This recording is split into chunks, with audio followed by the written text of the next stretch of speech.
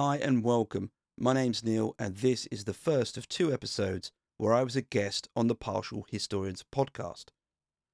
Back in 2024, I was invited on there to talk about exploring Regal Rome, which involved discussing some of the sites in Rome linked to the Regal period, which began when the first king Romulus founded the city in 753 BC and ended with the expulsion of the seventh king in 509 BC. A caveat here, by the way, is that this period often sits in the context of myth as much as history, though the places we discuss certainly existed, and many of them were tied to the events of that period, or rather, the myths of that period. You may be familiar with the partial historians who've had some promos on my episodes. They are Dr. Peter Greenfield and Dr. Fiona Radford, or Dr. G and Dr Rad, and are academics in the field of ancient Rome. Their podcast is a year-by-year account of ancient Rome, which is both in-depth and entertaining. They also have the occasional guest on to discuss specific topics, and that's what I was on the podcast to do. In the first episode, I'll talk about the Palatine and Aventine hills, and why the latter is a bit of a black sheep. Let's talk about the strategic position of Rome, the Tiber, a chat about the Pomerium, and bridges. And there's a fair few tangents, including referencing the civilization game, and why the Tarpeian rock was used to dispose of traitors, as well as having a possible misunderstood heroine in its myth. When I listened back, I did notice how I sounded a bit manic at points, with tangents, analogies, using the word interesting a lot, and all other sorts of things. Now that was in part due to nerves, but also excitement. I'd like to have sounded a bit more calm and collected, but there we go. If anything, this is authentic and an excitable me being, well, just that. Before the episode starts, a couple of clarifications. Firstly, I'm introduced as having an MA in Classics and History. It was actually in Classical Civilization, and that was my fault, by the way. My degree was in Classics and History, and when I came to communicate what I'd done, I got the two a bit mixed up. Fair enough, it was a long time ago. Some of you might also notice I initially talk about eagles when Romulus and Remus have their bird spotting competition. It was of course vultures, and to be fair, I do refer to the birds as being vultures a bit later on. And in case you're wondering, part 2 will be released in a couple of weeks. I want to say a big thank you to the partial historians, both for having me on twice and for allowing me to share what is their episodes. You can obviously listen to their podcasts, and I suggest you do, but you can also read them. They have 2 books out, Rex, The Seven Kings of Rome, which is very relevant given what we're talking about, and Your Cheeky Guide to the Roman Empire. Both are great reads, I've got both, and they're definitely worth picking up. You can also find them on social media as Partial Historians on Instagram and Blue Sky, and like me, they have a YouTube channel called The Partial Historians, though obviously mine's called Ancient Blogger. And I'm Ancient Blogger on Instagram, YouTube, as I've just mentioned, TikTok, X and Blue Sky. And of course, there is the Ancient History Hound subreddit. There's also mention of the Ancient Blogger website, which sadly doesn't exist anymore. Okay, well, I hope you enjoy this episode, and feel free to let me know your thoughts. Give me some feedback though, as ever. Be constructive and kind.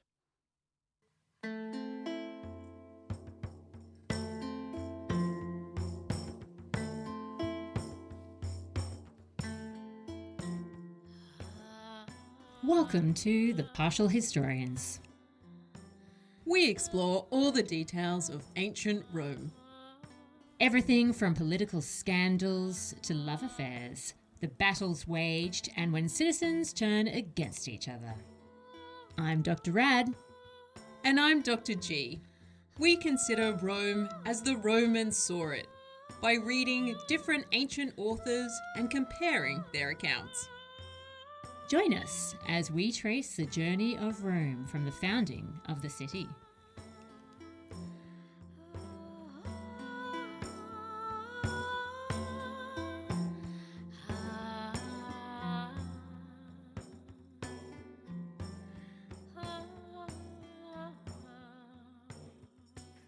Hello and welcome to this special episode of The Partial Historians. I am Dr. G. And I am Dr. Rad. And we are super thrilled to be joined by a special guest today. Welcome, Neil.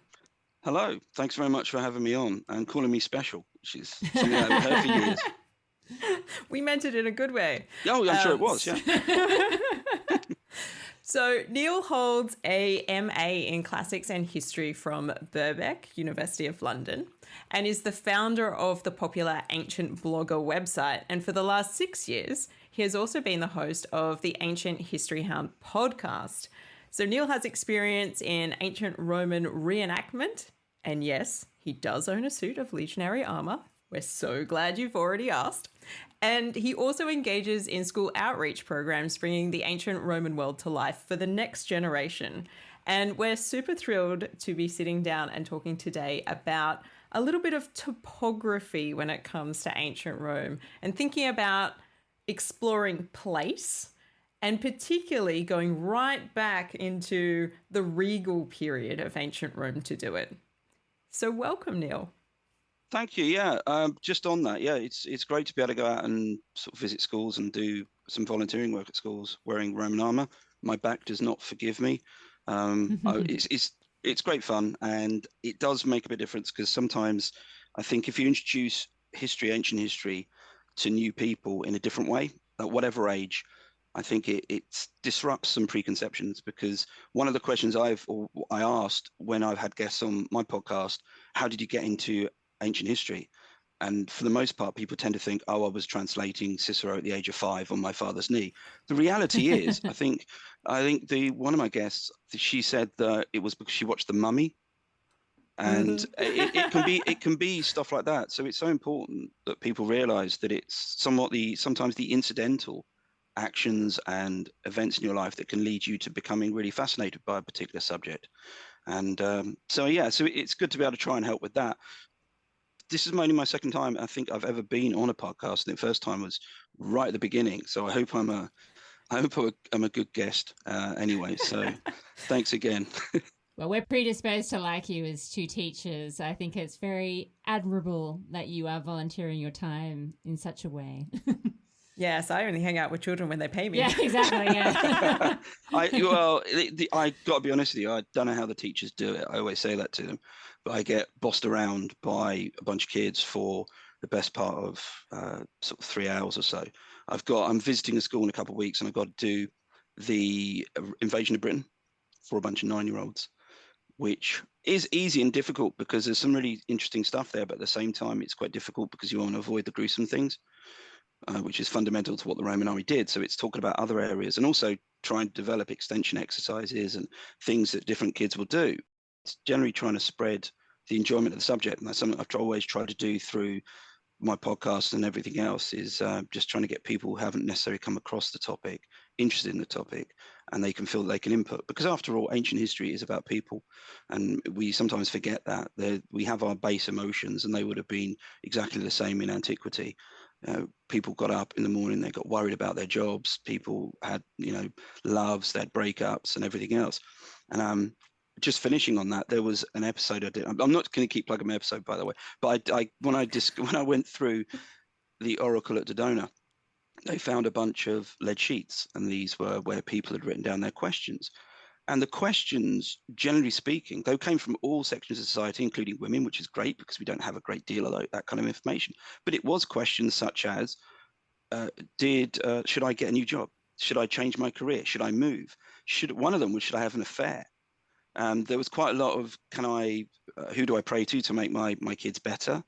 But these were genuine questions that people have today. So again, it's about trying to tie in what was ancient to what is modern, and sort of shortening the distance between the two. So yeah, there we go. But anyway, we're talking about, as you said, about Rome, early Rome, and about the topography and how important the topography was, and some of the spaces and areas in that, and some of the discussions we can probably have that might throw a different perspective on things. So yep, looking forward to it. I've got my notes and I'll be doing lots of research, so fingers crossed. Excellent. Well, we're pretty excited to explore this topic because, as you know, we wrote a book recently on the Roman kings, and we were really focused on the human character side of it. So very much like you were saying, engaging with school children and bringing that curiosity to the subject. It's the people factor that's really drives a lot of the work that we do as well. And so I think taking this different geographic angle is a really interesting way to think about the whole thing from a entirely different perspective. So one of the things that stands out when you think about Rome, and usually something that people tend to know about Roman geography, if they know anything at all, is that it's got 7 hills. This is apparently a very special number, gets bandied about a lot. But in the traditional foundation story, we have Romulus and Remus, and they start on different hills. And they're only 2 guys. One of them set up on the Palatine Hill, and one of them set up on the Aventine Hill. And I'm interested in what might be the significance of these 2 locations and what could we know about them in this really early period, if anything at all.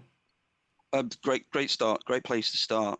Just before I go any further, I should say I bought your book, downloaded it onto my Kindle, and loved it. It was very, very good. So if anyone's listening out there, Thank you. This is not paid promo. This is a genuine review. I really enjoyed it because it does that thing of engaging people. It's got some really interesting stories in there, and it's got some interesting questions as well, which I think you should always be able to take away from a book. Before I start on the whole 7 hills thing, I want to just cover a few basics about that, because people always think of hills and Rome, but not necessarily in the context of the causality and the importance of them. So to start with, having hills was generally a good idea, because hills mean hillside forts or hill forts, which means you've got a very good defensive position. That was a really popular thing at the time. The Etruscans were on it. You can pretty much go anywhere around the Mediterranean. People like high up places because they're easy to defend. You can stick a wall around them. You can stick the important buildings in there. Hey, presto, life is good.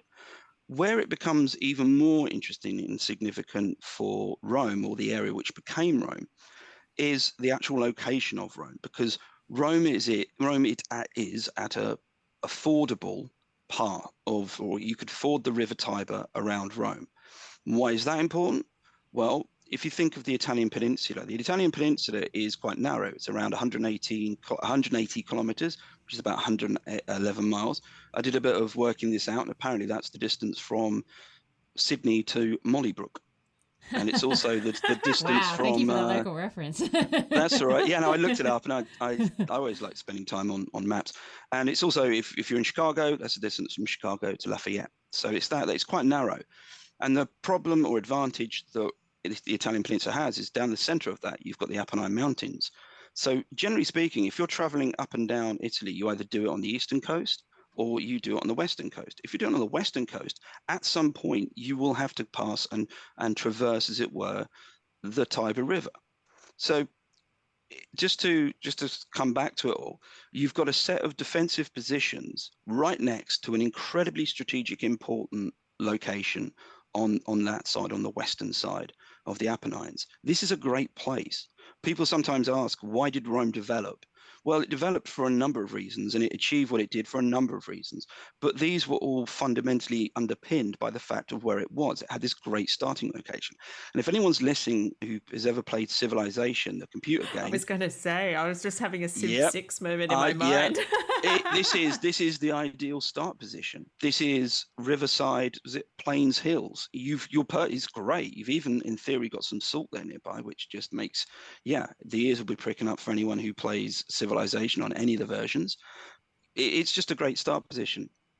So that was really important, and we'll come shortly to the whole issue of the Tiber and how that changed and shifted, because that's really important to understand with early Rome. So you've got these 2 hills. You've got the Aventine and the Palatine. So we start with the Palatine. The Palatine is very interesting in the way that it's handled, mythologically speaking, because it seems to have a prequel, because it's linked to a number of events that happened prior to Romulus and Remus, but it also stitches in nicely with certain points in their lives. It stitches in with sort of rites of passage, which I'll get to shortly. So what you have, apparently, according to, I think it's both Dionysius of Halicarnassus and Livy, they both refer to Palentium. Palentium was a city or a small settlement or whatnot in Arcadia in central Greece. And it said that originally Evander and some other Greeks came over and they settled there. And I completely agree with the point that you made in your book. Dionysius of Halicarnassus sees Greeks everywhere. He just, to him, everything is I Greek. see Greek people. Yeah, totally, totally. Everything is Greek. Yeah, they just did it with a different language a bit later on. Mm. And in Palentium, you have this initial settlement. Now, that ties into Palentium and Arcadia. Why is that interesting? It's interesting because Arcadia in the Peloponnese was an odd place, and it had some odd characters, even by the standards of Greek myth. One of them was King Lycaon. Now, people might have heard of him. King Lycaon was famous because he did that one thing that you should rarely, never, ever do, and that's try on with a god. He invites Zeus round for lunch, and to test if he's really that clever, he feeds him human flesh, which is just the more. I mean, if you think that's a bad idea, just remember that Zeus was, or Zeus Xenia was an aspect of Zeus whereby he was the god of good guests and hosts. So incredible amount of importance was placed on being a good guest and a good host, presumably serving them human flesh. Bad idea. That somewhat sort of crosses the line a bit. And you're doing it with a god who is in charge of that particular element. Zeus does not take this well, as you might imagine, changes him into a wolf. Now, on Mount Lycaon, which is in Arcadia, you had an altar to Zeus, which was on a very long ash altar, and there were lots of things said about it. Without trying to go on a tangent, if you've ever listened to episodes on any podcast, I've done one myself on werewolves and werewolf myth. That is the point that you always arrive at, because people say, well, that's where you had some sort of wolf-based ritual. Now, tying that back in, why is that? Why do you tie that in with Rome? Well, it's not necessarily just a tangent. It's because Rome obviously itself has some form of a wolf cult. It has a wolf association. And in fact, I think it's Livy again who says the Lupercalia, the festival where men would run around naked and hit people with goat hide thongs, originated from the Lupercal, the cave of the wolf on the Aventine. And in fact, there's the Lupercalia is a very interesting festival because it seems to be one that existed prior to Romulus and Remus. It probably had both of them grafted onto it. It has two functions. It seems to be a lustral rite, that is a purification rite, but it also has some sort of fertility basics to it. So it was one of these things that by the first century BC AD, people are trying to work out what it may have looked like. But the reality is, like many Roman things, including the Saturnalia, for example, it started out as something very different and ended up as something quite divorced or estranged from its origin, shall we say. And yeah, so you've got this right before Romulus and Remus rock up. When they do, that's where they end up as babies. They're washed up there in their basket, which was a bit of a trope in antiquity, and also speaks to the point of flooding in ancient Rome, which again is an important thing that we'll come to. It's also the place where they have their auguries. So you may have heard of the story where Remus goes to the Aventine and spots as many eagles as he can. Romulus does it on the Palatine. He spots more, he wins, he gets to found Rome. It's possibly the location as well of where Remus is killed. What is interesting is there are a number of different myths. Well, we have different versions for it. We have the version where it's just a straight out fight because the two brothers are just not going to get on, mainly because they're brothers, and that's what brothers tend to do, though probably not that extreme, but also because they're Romans, and Romans were very good at civil war. They were very good at infighting. And again, we have to remember that many of these myths are being created and worked on in a later period. So several centuries afterwards, we have Fabius Pictor at the end of the 3rd century BC, who's the first acknowledged Roman historian who's writing in Greek. And then you have Livy and Dionysius of Halicarnassus, who are writing centuries after that. So the reality is they're getting to a point where they're trying to work everything out retrospectively, and they're seeing what works for them in the modern world. Rome was a place of a lot of inattention, and we have a lot of civil wars. So of course it made sense that brothers would fall out, and perhaps that would lead to a very nasty end. So there's a fight there where Remus it ends very badly for him. But there's also an element there of, and this is something I'd like to check in with either of you good selves, of the Pomerium, of this sacred boundary, because it's one of those things that sometimes it's a bit of an overreaction. Romulus killed his brother because he jumped over his wall and he mocked his foundations. Well, I've been round a relative's new conservatory. I wasn't that impressed. I was not that impressed with it, but they didn't murder me. And so why is that? Why did you have this extreme reaction? And I think the thing is we don't get the context. So foundations, particularly those associated with walls, had a sacred element to them. You didn't mock them. It would be the equivalent. I mean, there is no great equivalence, but perhaps it would be going to a cultural location where you just considered it on its as a physical presence. So, for example, going to Uluru and just going, that's just a sandstone feature, without realizing that that is Uluru. That's much more than what it is. Perhaps, I was thinking of the Statue of Liberty. That's just a statue, but you don't get the cultural connotations there. The cultural connotations around that wall, around that area, was that it was incredibly important. And so by Remus mocking it and jumping over it, he was committing a real crime, which instigated that response from Romulus. In that context, it doesn't sound too bad. Again, extreme, but Romulus, as well as you'll find, as you well know, wasn't the most tempered of individuals. He often Not a reacted. chill dude. Not a chill guy at all. But bearing in mind how he'd grown up, I mean, his entire their existence and the myth prior to them, it's basically family members falling out and hurting each other in various ways. So again, this sits within this whole myth of, if you've got a relative, it's going to go Game of Thrones at some point. It's as simple as, it's just a case of when rather than if. And yeah, so we have that. There's also, and something I always go to, and I apologize for this because I got obsessed with human sacrifice after doing an episode on it. Not so much obsessed, actually. That might get the that doesn't sound like a great way to phrase it. Yeah. I was gonna say, yeah, I'd stop right there. Yeah. yeah. I'm gonna say, yeah. Probably need to rephrase that. I found when I started looking and researching it, I saw it occurring more. Now, it occurs a lot in Greek myth, but they try and tidy it up. Great example is Iphigenia, who's stolen away by Artemis when she's said to be sacrificed. And that was the idea of substitute sacrifice. So, the Greeks do a kind of a good job of tidying up, though occasionally they leave it right in the open and just move on, such as Achilles in the Iliad, where he gets rid of the Trojan princes, and where Achilles is involved in the sacrifice of Iphigenia at the beginning, and where Achilles is involved in the sacrifice of Polyxena at the end of the Trojan War. So Achilles, he wasn't particularly nice, or he had that element to him. But there is something of an argument to talk about how Remus dying is almost an essential requirement.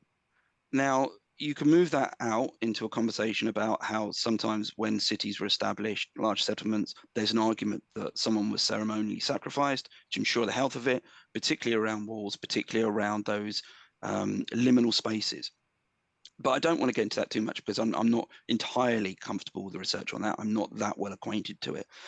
But when you look at the myth, and obviously this is where I move fully within the realm of your respective expertise on this, the founding of the Republic, well, that was bloodshed. That was that you have the death of Lucretia. You also have the death of Brutus's sons. You have these sort of repeated actions of, if you're going to found something big, if you're going to have this big setup, it requires a great cost, and that great cost can often be an individual being killed or being moved on, as it were. So I think that's an important thing to notice about the Palatine. But there's also a good one, Plutarch. Plutarch gives a more sort of amusing, and I wouldn't say he's throwing a bit of shade, but Remus gets annoyed at Romulus because he thinks he's cheated. I love that version of the story. That's my favorite one. Yeah. And a fair guess, I think it makes sense. Yeah. Yeah. Yeah, it's a bit of a strange competition. It's like me going, right, that we're going to win a car. The three of us are going to win a car. You just got to think of the highest number, but we'll say it in order, and I get to go last. I'm not saying one. I'm just going to say the highest. Yeah. So we do. And it's also interesting. It's vultures. Often we have associations of eagle with ancient Rome, particularly with Tarquin when he gets his cap snatched by an eagle. But these were vultures, which again people may not know that much. A bit of trivia, impress your friends, astound your relatives. So we have that. So that's where we come to the Palatines. It was obviously pretty much where Rome is founded, and it becomes an incredibly important location. Before I go to the Aventine, have I missed anything on that, do you think? Or is there anything? No, I don't think so. I think there's something quite interesting about the idea of the blood sacrifice as a necessity in terms of like establishing a sacral border and what that means for other rituals that the Romans then participate in later on, for sure. And I think this extended narrative that has a way of connecting Rome back to Greece is something that Greeks across the ancient world would be very keen about, for sure. Yeah. Yeah, it's very difficult to really understand Rome without considering it for the filter of Greece. And the Mediterranean was a real cultural melting pot. People were constantly exchanging ideas, cultures. You had Greeks in the south of Italy and Magna Graecia. You had the Etruscans who were heavily influential in Rome, big Greek fans. In fact, I guarantee, if you're listening to this and you have a favorite Greek vase, the chances are it was found in an Etruscan tomb. That's why it survived. They did love that stuff. It's everywhere there. Yeah, when I first started studying it, I just studying all those years ago. I couldn't get my head around it. I'm like, but this is a granitic vase, but it was found. What the heck was going? How did that work? And obviously, there's cultural transmission, but the stuff in Athens didn't necessarily survive as much. Or rather, if you're looking for an object to survive, it needs to be in a tomb or somewhere away from everyone for a long time, and hopefully dodge robbers, and hopefully gets excavated, and it's still there in one piece. So the other thing about the Palatine is when you're looking at the topography of Rome, it's quite important to understand where all the hills were. Now I'm going to do a really basic thought experiment here, which is either going to fail or do well. Yeah, I can see the looks on your faces. So when you think of the hills of Rome, the way that I try and do it is a clock face. And sort of, if you think at 12 o'clock and going up north, you've got the Field of Mars, that kind of thing. In the center of clock face, you've got the Tiber, which winds round from around 11 o'clock, disappears around 7 o'clock, and intersects with the Forum Pomerium, which that's the main crossing point into Rome. At 9 o'clock, you've got the Janiculum Hill. At 6 o'clock, you've got the Aventine. And then you've kind of got the Palatine just to the center, just to the right, sort of 3 o'clock-ish, if you think of it like that. So if you're on the Palatine Hill strategically is really important because you're right dead center of that crossing. So again, it is one of the most important hills. I mean, the Capitoline Hill's close as well, so is the Aventine Hill. They're not, and the Janiculum, these are not far from that crossing. But if you were going to choose one first, you'd probably choose the Palatine Hill as being that initial place that you'd want to be. So again, we need to tie the myths into the sort of pragmatism of it all. Now I'm going to move to the Aventine. The Aventine Hill is interesting mainly because it has an association with, and I never say this name right, so feel free to laugh, with Cacus, the giant who Hercules fights, and it's associated with him because again you have a Hercules at Rome quite early on, or certainly prior to Romulus and Remus. It also became a bit of a staging post. It became an emptying. This is where people settle. The Latins who were defeated under Ancus, the fourth Roman king, always get them mixed up. He settles them there because he can't settle them anywhere else. So it's sort of a bit of a staging post, overspill. That's where people are going to go and live. But the weirdest thing that I found out about this, it was something I hadn't realized, and again, I'm going to defer to your expertise on this. Until the reign of Claudius in the 1st century AD, it was outside of the city's Pomerium. This was not inside this. It was there's discussion. It might have been enclosed by walls, but it wasn't inside the Pomerium. And could you just for a moment just give because I've tried to find good definitions of what the Pomerium was, but are you able to just distill that if you can? If that's so the Pomerium is, because it's the sacral boundary, it is marked out physically in certain ways, but it is not something that is a physical barrier as such. So there's marker points for it. We understand it through archaeological evidence. And in order to shift it becomes a huge deal because that would be expanding the sacral boundaries of the city. So that has to be a very deliberate choice. The Romans are fundamentally a highly religious and God-fearing people. So they don't make decisions without consulting the gods on any level. It doesn't really matter what it is, whether it's in your home, whether it's in public, whether it's going to war, the gods have to approve. They need to feel that sense that their relationship is right with the gods. And so the Pomerium is both an indication of what is inclusively believed to be part of sacral Rome versus what is considered to be foreign and outside. So in the worst case scenario, it's not the physical walls of Rome that ultimately need to be upheld and defended, although they're very important. But it's making sure that that sacral boundary is never violated. So having the Aventine outside of that for a very long time is conducive to the sorts of things that you're saying in terms of people coming into Rome when they're slightly foreign and they're considered to be migrant populations. They settle in the Aventine because they're allowed to be there and they're allowed to worship their own gods there without any problems. As soon as they cross that sacral boundary, it becomes an issue. You can't have foreign gods inside the Pomerium. So everything to do with a multicultural life, which Rome increasingly becomes known for, is going to be happening at those bleeding edges around the outside of the Pomerium. And so having the Aventine outside of that for a long time, super useful, and will become super useful for the struggle of the orders. And I'm using my flesh rabbits. I was going to say, I remember thinking about this when we were talking about the second secession, the Aventine as a place in that particular narrative where the plebeians are like, you know what, screw you guys, we're not going to be part of this thing anymore, became important. We're just going to leave this whole town. We're just going to leave and we're going to go to the Aventine. Yeah. Yeah, this is not Rome anymore. The Aventine is its own place. Thank you very much. Yep, it's its own thing. It's got different vibes, guys. I live in Brighton, and there's a bit of a thing with Brighton because it's alongside Hove. And I don't know if you might have heard of this, but there's a sort of thing where people, whenever they say, "Oh, you live in Brighton," people would always say, "No, actually, Hove actually." And Hove actually became its own little thing. It got printed on T-shirts. And I didn't grow up in Brighton, so I'm not aware of it or that much. But when I first started to talk to people, I was like, "Where do you live?"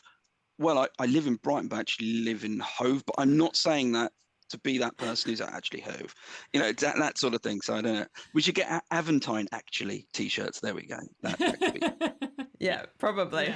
Yeah. So the idea of it, and I did a bit of obviously digging to work out why this might be. So why wasn't it included? And the general consensus in the sources seems to be no one actually knew, but they had some ideas.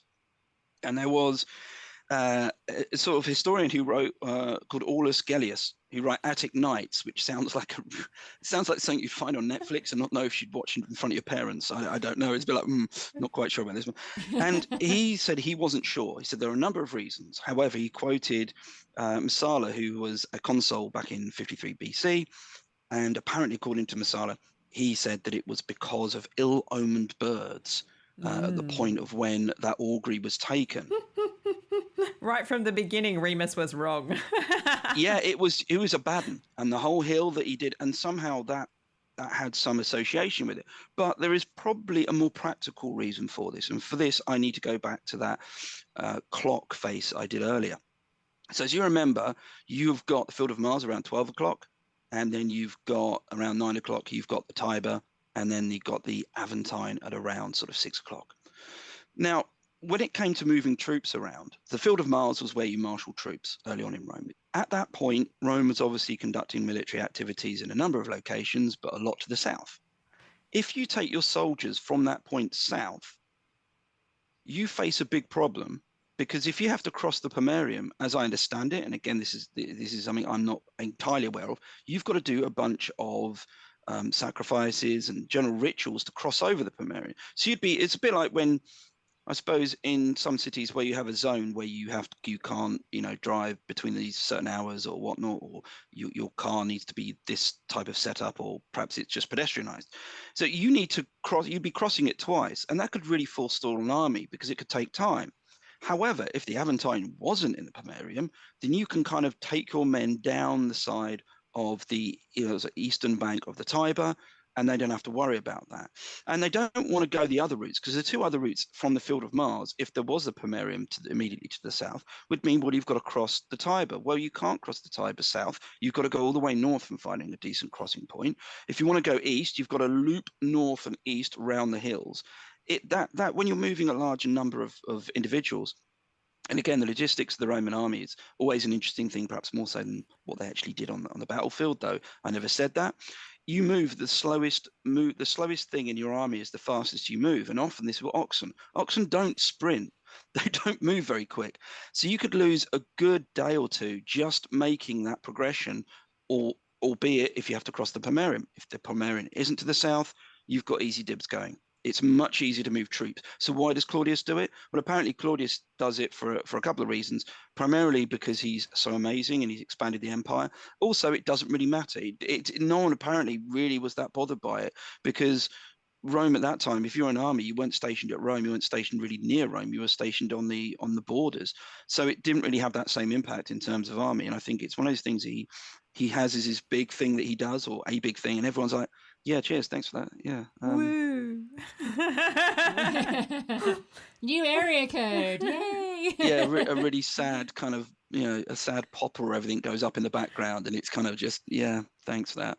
So yeah, so that's primarily the two hills, or rather that's the Aventine and the Palatine. And it's interesting to see how, I wouldn't say they necessarily take on the characteristics of their forebearers, as it were, but there is something there to them. One is associated with everything about Rome and how great it was. The other one is, yeah, well, he's a bit weird. It's a sort of, yeah, the black sheep of the Roman hills. I like that idea. So this is actually a good segue for us, because we were going to ask you a bit about something to do with Romulus and to do potentially with troops and that sort of thing. So as you know, Romulus seems to come to a sticky end on the Campus Martius. So let's think about how the Romans might have understood Romulus's connection to this place and his legacy later on, because as you've already hinted at, the Romans are kind of trying to sometimes fit pieces together retrospectively. Yeah, it's really difficult as well. I think this is why I find the story of the kings or the regal period so fascinating, because it's a big disaster movie.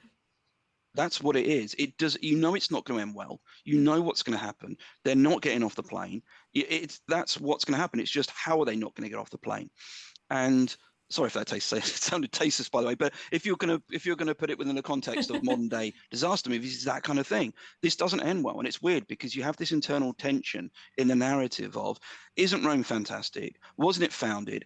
By the way, it's amazing, but also it's not very good because it ends really badly, because the thing that starts it all is ultimately a very bad thing come the seventh king. I mean, even if you make a good case for sort of Servius, the sixth king, he does things, but he still acts in a sort of pseudo dictator fashion at points, because he does cheat the system. He doesn't have the proper elections and the interregnum and whatnot. It's just because everyone likes him that it's okay. So if you look at it from the process is pretty broken by that point in terms of how you elect a monarch and what the monarch should be doing. And the idea of supreme power and how it's wielded becomes an issue then. It's just that when it's with the bad guys, and particularly the seventh king, it's more obvious because we're automatically not liking him. But it's one of those things that if your friend's doing something that isn't morally good, you can be a bit more forgiving. But obviously if it's somebody you don't like doing it, well, then you're going to be entirely damning. And I think that's what we have here. So it's interesting with the narrative of how we move across with Romulus. And then you mentioned the Field of Mars.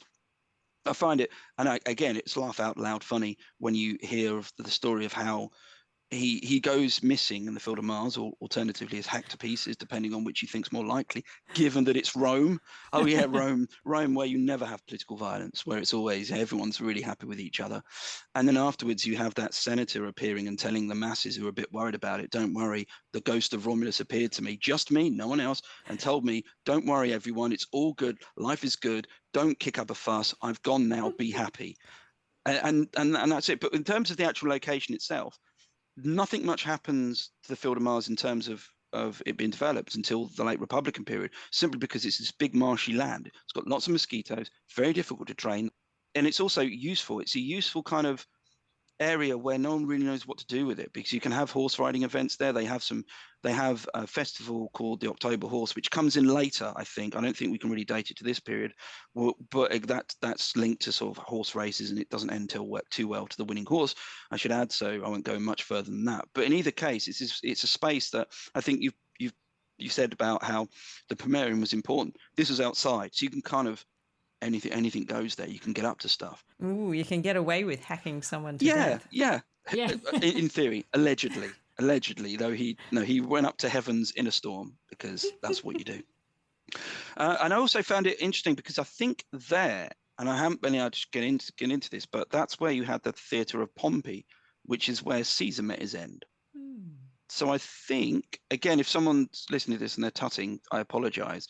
I didn't get a chance to look into this too much, but I know obviously Caesar was assassinated in the Pompey's theatre, and I think that's where Pompey's theatre was based. So if so, you have two distinct events in Romans history where a person in charge meets a rather unfortunate end, both in the field of Mars. And it's also the only other thing that I can think of that, or found within the Regal period, is it seems to have been the property of the seventh queen, Lucius Tarquinius Superbus, or Superbus. I always say Superbus because it's got a cape on, so it doesn't matter. Superbus, I believe, is how the Latin would take it. But he's always Superbus to us. We put a cape on him; he's fine. That's apparently that was his land, and when again, according, I think it's Livy says that after he was dealt with, they took it back and dedicated it to Mars. So exactly what he was likely to do with that, but again, perhaps that was his land. Perhaps it had something to do with the army. Perhaps it had something to do with controlling. It's not an area Rome really needs to develop at that point. Certainly within the Regal period, they've got more important places, which we'll speak about in a moment. Yeah, so that's the I think the Campus Martius, or as much as I've got anyway to talk about it. I mean, it's an interesting place because it does have this famous sort of idea about it as this sort of area where people get together, and it's where a lot of voting happens later on and things like that. Precisely because it's outside the Pomerium. Yeah.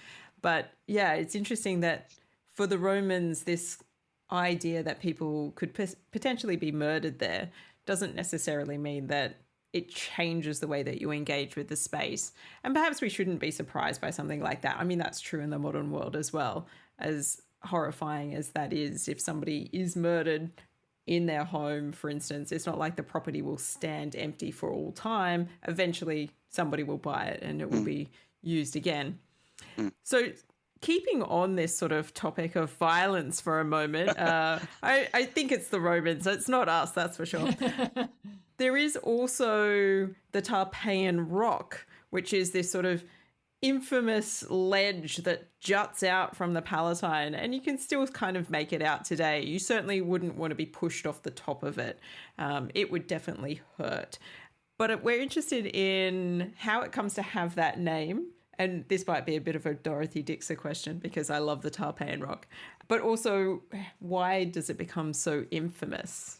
So you've just done that thing of asking me a question on a subject you're an expert in, and I'm going to fail horribly now. I am going to fall from that ledge. You're not. Not at all. Okay. If you get close, we'll catch you. Don't worry. Yeah, we also wrote that book a while ago, so the details are getting fuzzy. Just gesture at me wildly. No one can see.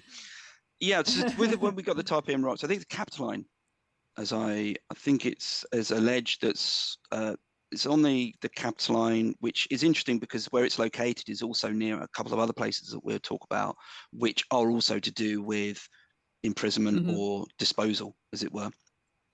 The story goes back, and the story is when you talk about stories in ancient Rome and you say that doesn't really add up, there are plot holes, the story of Tarpeia is one of the more bizarre ones because it really doesn't add up. So the story goes that you've got the Sabines who've taken the Capitoline Hill and they've taken the citadel. This is a really important defensive position. There's lots of problems, and they've done so by it being betrayed to the Sabines. And the person who does that is Tarpeia.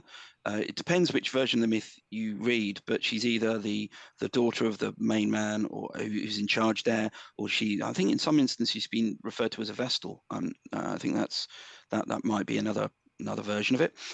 And she basically says that she likes what the Sabines have on their left arms, which are bracelets, golden bracelets. If you give me some of those, I'll let you in. And so it happens. But she is then crushed by the shields because it's Titus Tatius at the time. He's got the best name, second best name in the Regal Rome after Metius Fefetius, who should be in the cast of Cats. I don't know why, but when you read a name, something pops up. I visioned him as someone from Cats. So yeah, Titus Tatius, and he ends up treats her as a traitor because she has sort of betrayed it. She doesn't want to pay her. It also could be because he's not going to give her the golden arm bracelets. and she then gets sort of crushed by shields, and then that location takes its name from her traitor being a traitor, and that's where people who betray the Roman state and do very, very, very bad things are hurled from it. What's quite bizarre about this story, even within the context, is that there's actually a version which I think Dionysius of Halicarnassus talks about, Lucius Piso, and he says actually they got it wrong, because what she was trying to do was disarm the Sabines. So she was kind of she was acting as double agent. I'll let you in, but you just drop the shields. Leave the shields and I'll let you in. And then she would have presumably then told her father, whoever they were in command, and then they would have been able to take out the Sabines easily. But it's just a very odd, it's very odd myth by mythic standards, because there's so much internal tension, and there is a history of this sort of thing in terms of people giving away, unfortunately betraying, as it were, and being punished for betrayal. There was an individual, I forget their name, who had betrayed a city to Achilles, and she was killed. She was stoned to death because it's a case of, well, you betrayed to me, so I can't trust you. So there are these sort of, it belongs, I think, to a wider morality tale of betrayal never ends well, as opposed to anything else. But I think it's also links to an important point that you make in the book about how women are used, or women appear at really, really important moments within the Regal history to make a statement about something, or they're used to make a statement. Moments of crisis, yes. It can't be a man wouldn't betray them. And it had to be a woman who'd betray. And why would a woman betray them? Because of shiny things. And you look at that and you're just thinking, my gosh, that's... Thanks, really? Rome. Thanks for establishing the patriarchy in such a visceral way for us all. It's a real vote of confidence, yeah. Even people from 1970s British TV would look at that and go, well, that's a bit harsh. We can't do that. That's too much for us. So we've got the misunderstood heroine aspect, which I think is an important thing. We've also got this concept of bloodless execution. Now, one of the things that is important, both at Rome and more so, I think, at Greece, that's probably reflects more my study of it, is the concept of pollution, miasma. The idea was that if you murdered someone, you were both polluted by the acts, and this act could even extend to the objects themselves. In Athens, there was actually a law court that would prosecute objects used in murder, and there were elsewhere. There's a story of I believe it's in Thasos, an island, where there was a statue of a famous athlete, and it was a bronze statue, and every night this guy turned up who hated this person and hit it with sticks, and one day it falls on him and kills him. Serves him right. Stop hitting it with sticks, man. There's a sort of, I did get that sort of, again, I don't know if people have got, this might be a very niche reference, but Basil Fawlty hitting the mini with the branches. It's that kind of a thing. And they took the statue, then got prosecuted by the deceased brother, and it got thrown into the sea. Oh. And we know about this because afterwards they started suffering from various problems, harvest problems. And the Oracle at Delphi said, well, that's because you need to recall all the exiles. And they recalled all the exiles, but it still kept happening. And then they said, well, it's actually the athlete. You need to bring the athlete back. So they had to get fishing nets, go and find the statue and bring it back and stick it back in its place. The point is that certain acts were both manifested pollution at Rome, not just, and when we think of pollution, we think of it in the modern context. You think of fumes, you think of bloodstains, things like that, but it could be the act itself. And having a Tarpeian rock, if someone's thrown from it, no one's actually killing you. Which sounds weird because obviously, if I was to push someone off a cliff, I'd be convicted of murder. But the way it was seen slightly differently, it wasn't like you were sticking a sword in someone's head or doing it in a more up close and personal manner. And it's also extended to how the Romans would sometimes deal with the defeated enemies they'd bring in. They'd strangle them.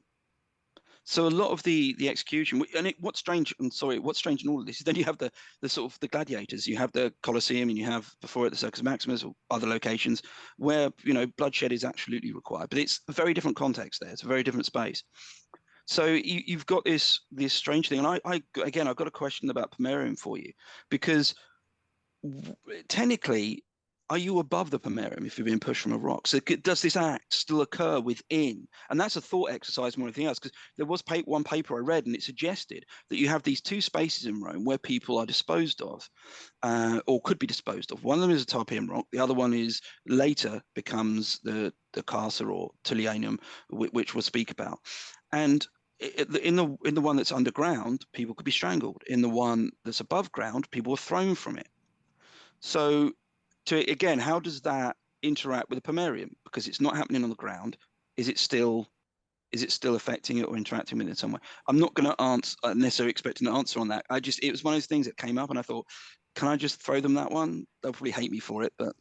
Look, I think this ties into Dr. G's interest in the sense of the way that Vestals are disposed of when they've been thought. Oh, sorry. Yeah, of course. Yeah. Yes. Sorry. That was the best example. Why didn't I think of that? Sorry. No, don't be silly. No, I was just saying, I think it's very much in Dr. G's realm of interest. Yeah.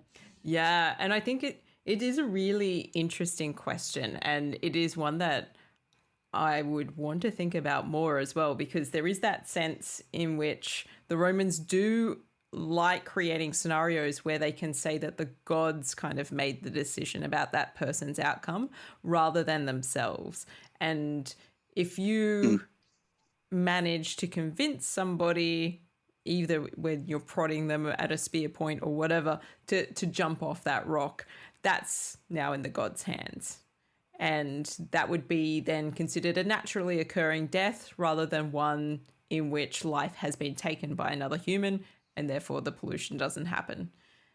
Strangulation, I think, would be a more challenging one to get the vibe right for in terms of the moral justification. So I'm intrigued by that, because certainly as a parallel to that, the situation with the Vestal Virgins was that the burial spot was always outside the Pomerium.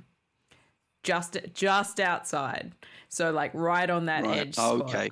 And by having that underground chamber and providing a little bit of food and beverage and then locking those women in, they could reasonably and morally claim that no person in Rome had killed that woman. The gods had decided that she had to die. And they, in theory as well, I suppose you've got if the gods really liked her, they'd have come and saved her.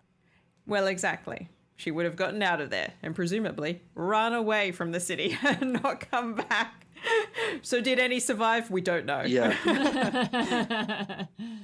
There is a philosophical exercise, or an exercise that was done in rhetoric, apparently relating to this. So you have Quintilian, apparently, who talks about what happens if someone survives the fall.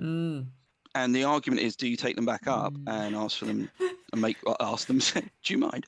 Do you take them back up and redo it again? Yeah, could you quite possibly? I'm sorry. Yeah. Oh, how awkward for us. This is really embarrassing from us. So can you help us out here? Yeah. and this also, these types of sort of, I don't know if there's an necessary answer to that. I think it was just one of those sort of rhetorical discussions that you had as part of training, because another one that was similar to this was that tyrants were forbidden to be buried in the city. But if you were struck by lightning, apparently you had to be buried wherever you were struck by lightning. So if a tyrant was struck by lightning in the forum, they would have to be buried in the forum, or don't you? And again, it's one of those, there's probably not a right answer. It's just a sort of how you would argue and how you don't argue in encounters and stuff like that. So again, there's the other thing about the Tarpeian is that apparently that's what the hill was called before it was called the Capitoline. And it was only changed. I love this. They changed the name because they found a head when they were digging for the temple, the foundation of the temple. Damn straight they did. Yeah, that head's pretty important. I think we need to change the name of this place. Yeah. Awkward. Exactly. It's a sign that Rome was meant to be the dominant place in the whole world. I like the idea that it was found by someone. They're like, oh, I found this head. Yeah, that looks like the guy you had an argument with in the pub last night. Might be, no idea. I think what we do, this has obviously come from the gods. We obviously need to change the name of the hill. Doesn't look like anything like that guy I had an argument with the public last night. No. It's clearly a symbol of our domination. Yeah. So yeah, that's, I mean, I think I've covered some of the aspects to it, but it's just the way it looks now, I understand, is very different because, again, something that should be said is if you're walking around Rome now, you're walking around an incredibly different Rome, even to the point of going back to say the 1st century AD. I think the current archaeological level is around 10 meters below the current level. In most, obviously, in some places it won't be, but in other places it will be. And in fact, when we want to come to talk about the Tiber, even the Tiber itself is in a very different place to when it was, and this changed throughout the Republican period as well, which is a point again that I'll come to. I got obsessed by the Tiber River after a while. I read so many reports and geological surveys and gosh knows what. Well, you've given me a perfect segue here, because the next thing we wanted to ask you about were bridges. So Rome's second king, Numa, is generally given the credit for building the first permanent bridge over the Tiber, known as the Pons Sublicius. Now, obviously, there are practical reasons that one would build a bridge over a river. However, this particular one also seems to have had very significant religious connotations for the Romans. So how was the Pons Sublicius entwined with Roman ritual practices in this early period? Thank you. Right. Yeah, I got obsessed by the Pons Sublicius when I was reading up and doing my research on it. To talk about the bridge, you have to talk about the river. To talk about the River Tiber, you've got to make a couple of points about it. The first is the River Tiber now is in a very different course to where it was even in archaic Rome. So in archaic Rome, the likelihood was that it was around 100 meters where it bends round and comes into the Forum Pomerium, that area. It was 100 meters further to the east. So if you were, I think the Via Petrocelli, that was pretty much the riverbank of the time, if you look on a modern map. If you stood by the bank now, you'd be underwater. That's important for a number of reasons. Firstly, the Tiber was wider, therefore slower. The course of the Tiber changes, and it changes for a number of reasons. It changes because of human activity. It changes because of natural mechanics such as siltation. There's also other things apparently that are going on. It's to do with tectonic features and whatnot and everything else. Far too complicated for my shallow mind, pun intended, when it comes to that kind of thing. So that explains one practical, because I want to talk about the practical aspect of the bridge first, because it's famous because it's a wooden bridge built without iron. And it takes its name, Sublicius, apparently from piles, which are what it's built on. Now, anyone who lives near a river will realize that bridges are very dangerous if the river starts misbehaving.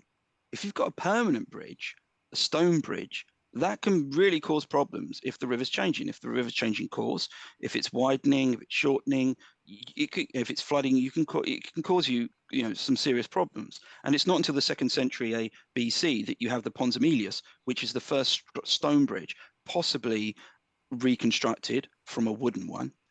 If you've got this little wooden bridge and it's on piles and it's mobile, you can do a lot with it. You can make it longer, you can make it shorter. If you think you can raise it, it gives you much more mobility, which is essential when you've got the Tiber, which is changing. The Tiber seems to narrow at this point. So when you have a narrowing river, as a general rule, said with my geography GCSE hat on, it gets faster, it gets deeper, so it becomes more dangerous. And that's why we have the bridge in its form.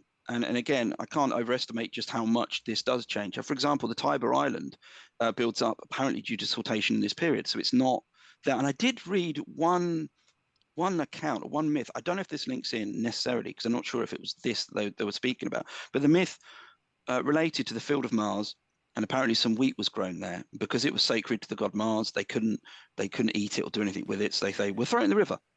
They throw it in the river, and it's so coarse and big that it built up over time, and that's how you get the Tiber River, the Tiber Island. So I think that's one explanation that the Romans had.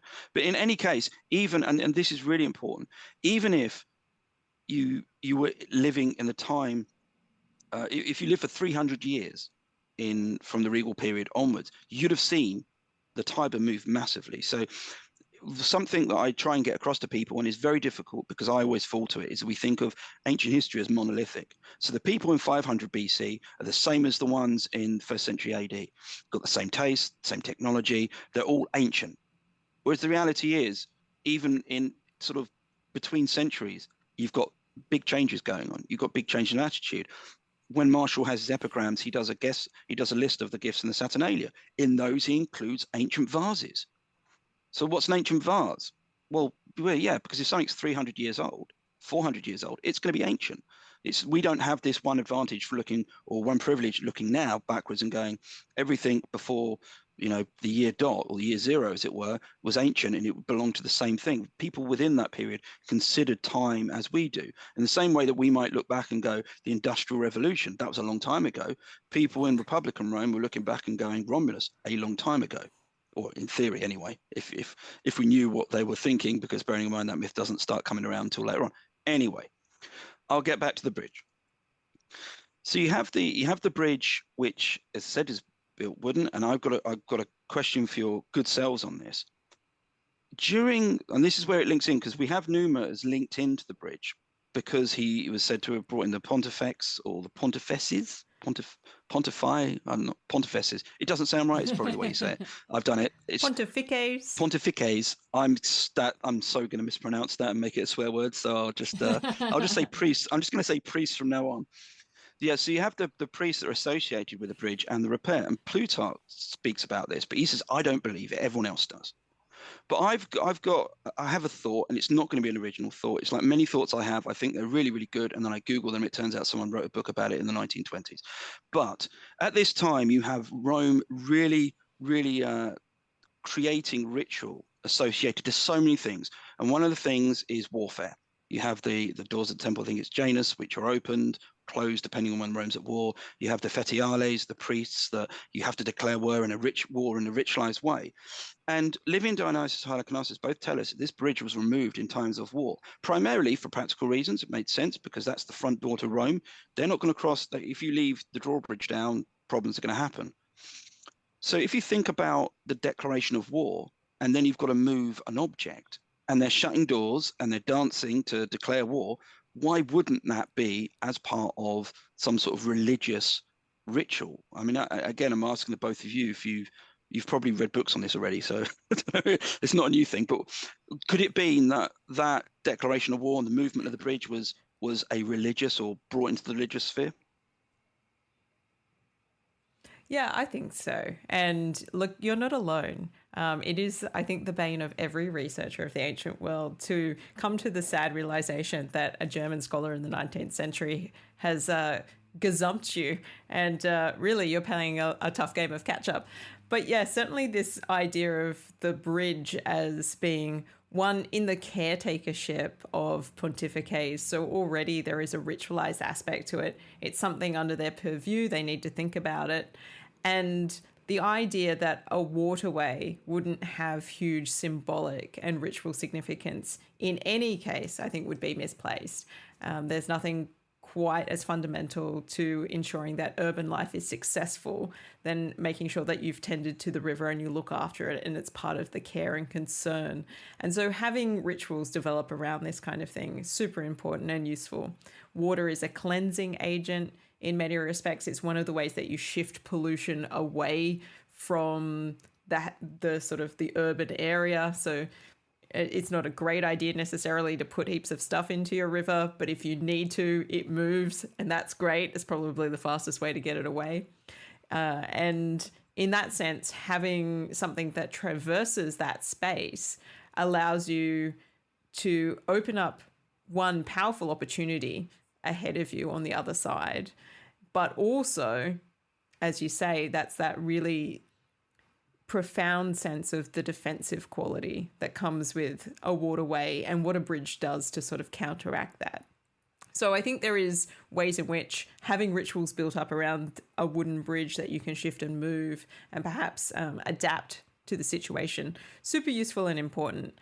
And yeah, there's certainly no way that I can think of that wouldn't be a religious thing from the Rome's perspective, from a Roman perspective. They see gods in water, they see gods on land, they see gods in the sky. It's all happening everywhere all the time. Thanks very much for that. And I'm glad that I wasn't having a moment just thinking that was something. And I completely understand what you're saying about how when you have these fantastic ideas, you find out that someone has written a book in German in 1912 about it. That happened to me quite a few times. I remember when I was at uni and I was coming up with great ideas and then finding very old books written about it. So, no, it's great because on one level you think you've made a real achievement. On the other hand, you get that dashed quite quickly. But going back to the bridge, there is an episode the bridge is associated with that falls out just outside, just after the Regal period, and it involves a great name, another great Roman name, and I apologise for my associations. When I read this name, his name is Horatius Ah, Cocles. yes. I assume that's, but I read it as when I first read it as Horatius Cockles, and it made me straight away. I was thinking of that he's Ian Dickens. He feels like he should be a chimney sweeper in Dickens or something. But he performs a heroic act. So what happens is you have the Etruscans who are being led by Lars Porsena, and they're attacking Rome. They take the Janiculum Hill, which I'll speak about in a moment, and then they look to attack Rome and get through the front of it through that bridge.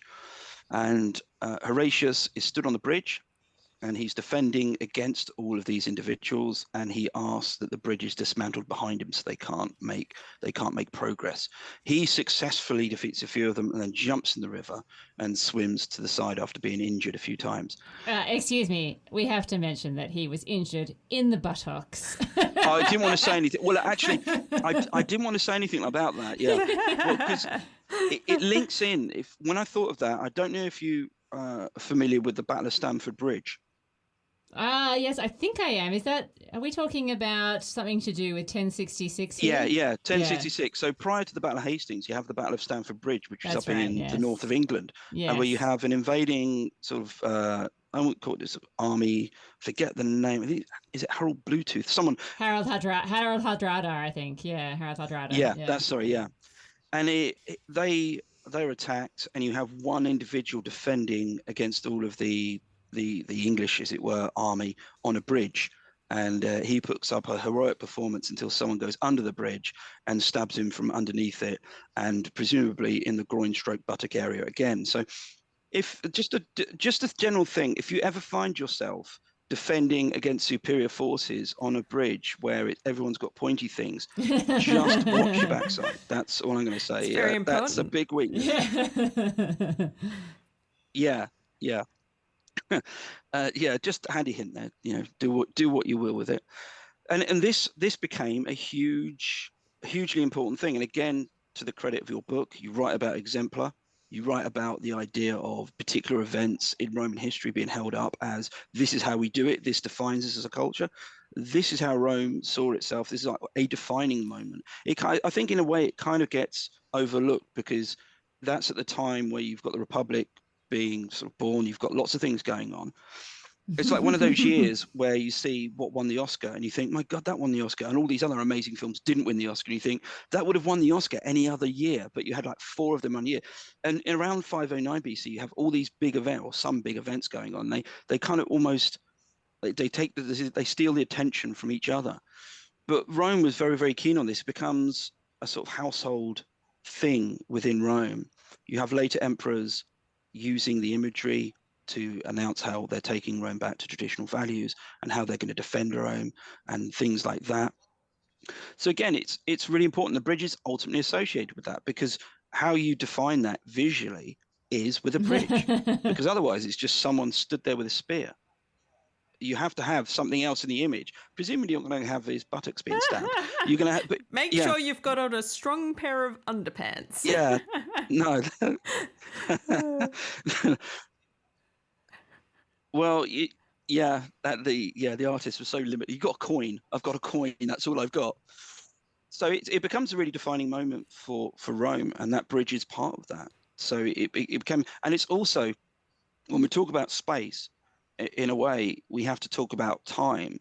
And when you have somewhere like, and I should have mentioned this about Tarpeian Rock and about the bridge, these are both places that Romans can go to and feel and connect with the past, as it were. Now, I'm not saying that we're all kind of doing nice guided tours of Rome, getting in touch with their inner Romans, but at the same time, culturally, you have these points where you can say, this is where this happened.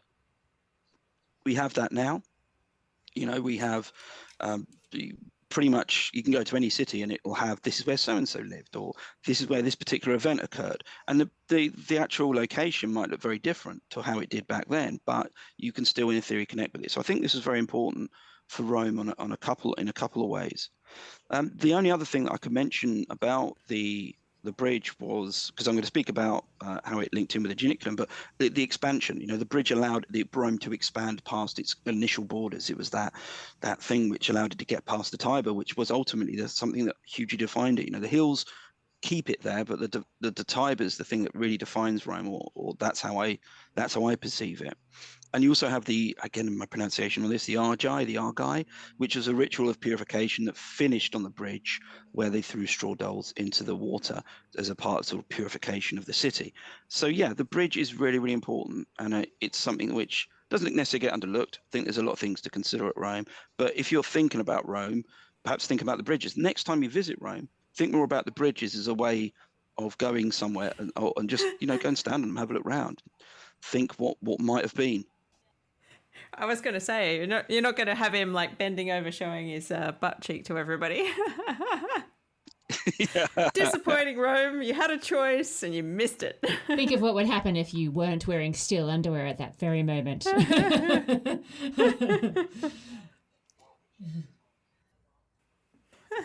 Think of what would happen if they were made of wood, and how difficult they would have been to cross. So we've been thinking about the major hills of Rome. We've been thinking about the Tiber River, and we've talked a little bit specifically about the Palatine and the Aventine because they sort of stand out in that sort of foundation moment for Rome.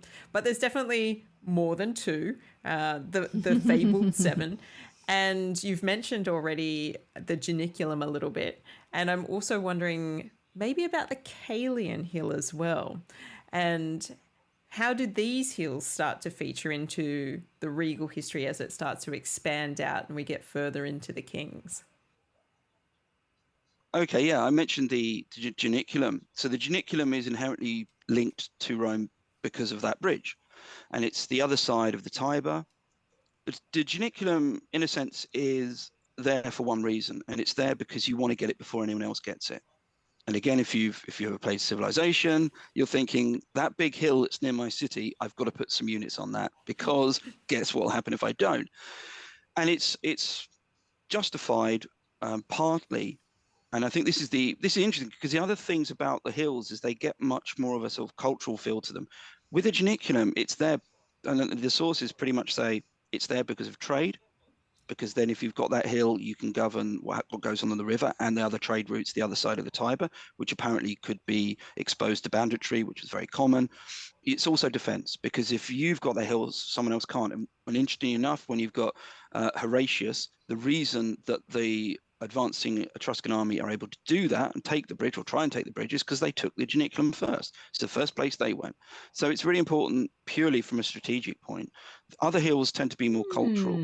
The Caelian Hill was settled by Tullus Hostilius from those people that he took from Alba Longa, which is where he devastated it more or less after some thorough betrayal by Metius Fafetius, who was then torn asunder by horses.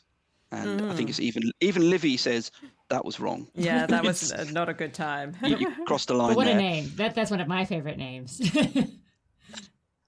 Yeah, well, again, I just think of him as a sort of the Cowardly Lion type character, but he wasn't. He was an ardent politician and a treacherous one at that, which surprised really, because you would have thought you could have gone to the Tarpeian Rock instead. But hey, you got horses. What are you going to do?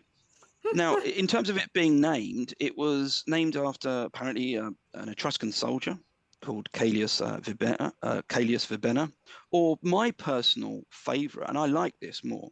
It could have been named after oak trees. And if you think, why would you name somewhere after oak trees? I did read that the Aventine apparently had an association with the myrtle tree, so that could have been a reason why it took its name. The Escaline Hill was apparently named after chestnut trees, or could have been, and the Viminal after willow trees. Oh, that's a beautiful way to think about Rome. Just the surrounding forest, that's much more peaceful than other options. Yeah. I was going to say it sounds uncharacteristically gentle. I know, it did stick out when I was reading it. I thought, that would be nice. I don't believe it, but that would be nice. It's more likely we're going to name this hill after someone we threw from a rock. Yeah. We're going to name this hill after someone we cut in half. Or it doesn't always seem to be the most pleasant way that they find their names. But But also considering, just think of how Romans considered their space, and it was dominated by woods, forests, and trees. And obviously, you don't get that so much if you go to Rome now. Obviously, even though you've got some wonderful plane trees, and they do have some lovely shrubbery to use Python.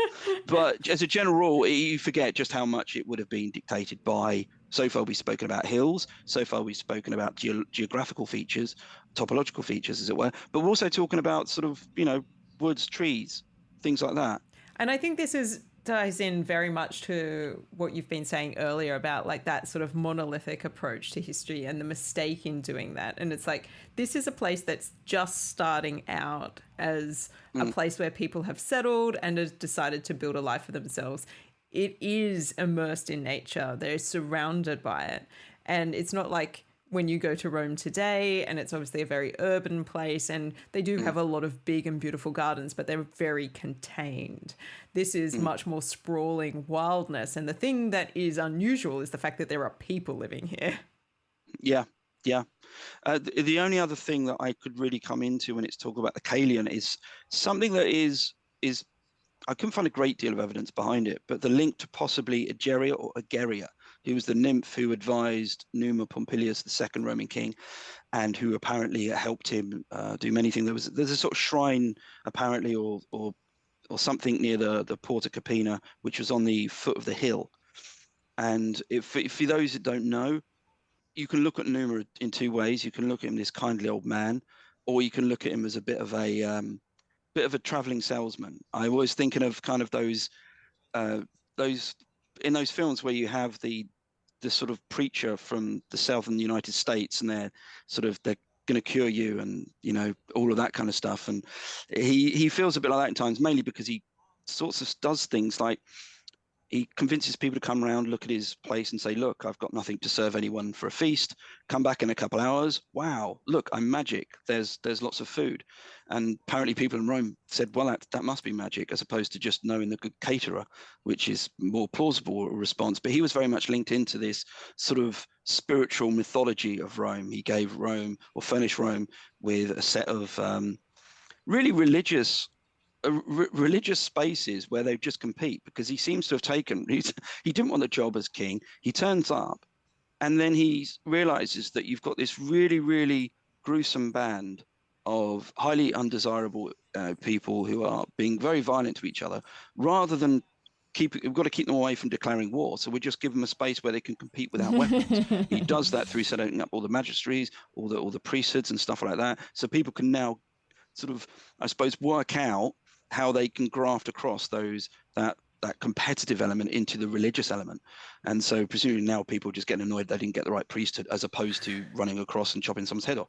So he kind of contains that. So you got to feel from that respect. But apparently he has a nymph who teaches him lots, gives him lots of special advice and information. She was linked in some way to this hill, or has a possible association with this hill. Numa. He's one of my favorite characters from the Regal period, I have to say. And the fact that he spends what seems to be at least 50% of his time hanging out with an imaginary friend in the forest is just fantastic. We didn't. With one of the things we won't get the chance to talk about is Jupiter Lycius, or Lycius, the magical sprats that he had, which would stop him getting hit by lightning, and the fact that he could use an altar to Jupiter to conduct a storm and then read portents from it. I just think that's wonderful. That's just such a fantastic myth that you had him, or rather an association with him. It sort of moves more to the whole Etruscan side of brontoscopy, which is how you read the portents through storms. And I've actually got a copy of the brontoscopic calendar, and I put it up on my TikTok. Whenever it storms, I go out and I read what it portays to. It says weird stuff. Sometimes it's like everyone will die, the crops will be ruined. Sometimes it's nice. Most of the time it's not. Sometimes it's nice, saying anyone called Clive, they probably need to check their car insurance. It goes from the big to the really, really incidental, because presumably you've got 365 entries. So once you get the big things done, you've got to start picking up. You just got to fill out the rest of the thing. You're like, okay, all right. Check if there's thunder heard, check the back of the fridge. Something might be off. It's that sort of a thing. Oh dear. Well, thank you so much for sitting down with us and taking us through some of these sort of sprawling landscapes that make up this early period of Rome's sort of topography, the way it thinks about itself, and the way people might be engaging with those sort of spaces. I think it's really great food for thought to start to reimagine what this place looked like, how it operated, and how people operated within those spaces. And obviously the modern city today inspires your imagination for some of those sorts of things. But when we're thinking about the Regal period, we're going back well before all of those ruined pieces of architecture that you spot in the Forum, for instance. So it's like we really have to get ourselves into a whole different zone to start thinking about the Regal period. So thank you so much. No, pleasure. Thank you very much for letting me come on, give you weird analogies, jokes that probably didn't do well, and tangents, which is generally what I do in my life. I'm always up for a good shrubbery reference, you know? Yes, and I think that you have showcased to our audience, if they aren't already avid listeners of your podcast, that in spite of the fact that you keep calling us experts, your level of research is amazing, and people should definitely go and check out your wonderful work. That's very kind of you. You're not expecting money for that, are you? I have no budget. I can't.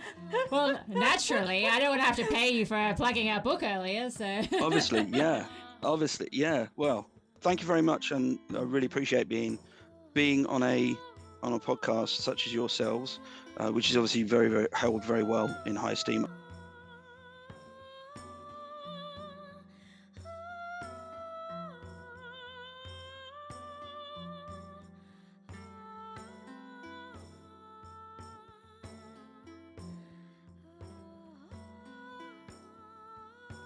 Thank you for listening to this episode of The Partial Historians.